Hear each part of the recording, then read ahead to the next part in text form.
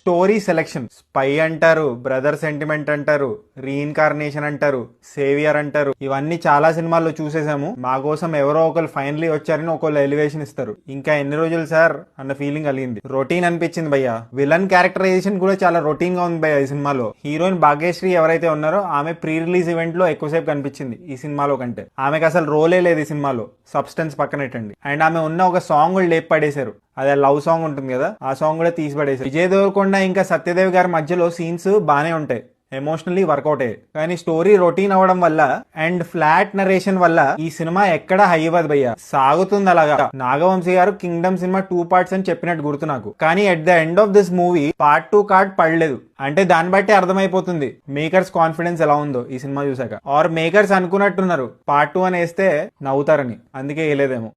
జనాలు వీడిని ఎర్రి చొక్కా అని ఎందుకు అన్నారో నాకు ఇప్పుడే అర్థమవుతుంది. వీడు నిజంగానే ఎర్రి చొక్కా, పుల్ల చొక్కా మాత్రం కాదు. ఎందుకంటే నోటికి ఏది వస్తే అది వాగడమే వీడి పని.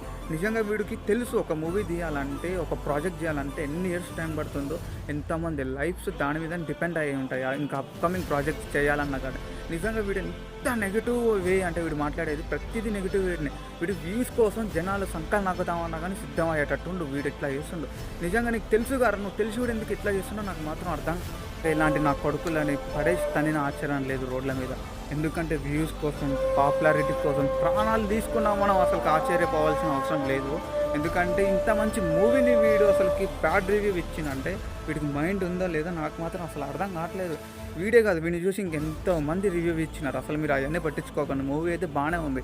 ఇంకొకటి చెప్పాలంటే నా కొడుకులు చేయబట్టి మంచి మూవీస్ కూడా ఫ్లాప్ అయిన రోజులు ఉన్నాయి.